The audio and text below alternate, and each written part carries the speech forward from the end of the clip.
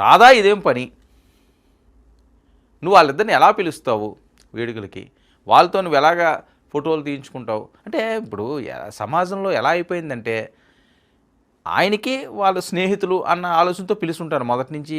కష్టాల్లో అవనివ్వండి, సుఖాల్లో అవనివ్వండి, రాజకీయంగా సక్సెస్ అయినప్పుడు కానీ, ఫెయిల్యూర్ అయినప్పుడు కానీ కొంతమందితోటి కొంత బంధుత్వం ఉంటుంది, మిత్రత్వం ఉంటుంది. ఆ మిత్రత్వమే ఇప్పుడు వీళ్ళకి పనిచేసిందేమో. కానీ చాలామంది తెలుగుదేశం శ్రేణులకి, తెలుగుదేశం తెలుగు మహిళలు కావనివ్వండి, లేదా తెలుగు తమ్ముళ్ళు కావనివ్వండి, చాలామంది రాజకీయ నాయకులకి ఇది అస్సలు నచ్చట్లేదు.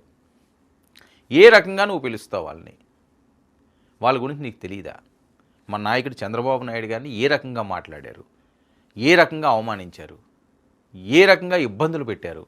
వల్లభనేని వంశీ అవనివ్వండి, కొడాలి నాని అవనివ్వండి, అలాంటి వాళ్ళతోటి నువ్వు ఒక స్టేజ్ పెంచుకుంటే ఈ రకంగా, లేకపోతే ఆ కార్యక్రమంలో ఆ విందు వినోదాలతోటి నువ్వు అలాగ ఉంటావా? అంటే తెలుగుదేశం పార్టీలో ఉంటే మరి వైఎస్ఆర్సీపీలో ఉన్న వాళ్ళని పిలకూడదా? పిలవచ్చు. కానీ రాధా పిలిచిన వాళ్ళు కొడాలి నాని, వల్లభనేని వంశీ, వైఎస్ఆర్సీపీ వాళ్ళు మిగతా నాయకులు వచ్చినా అది పెద్దగా అబ్జెక్షన్ ఉండదు.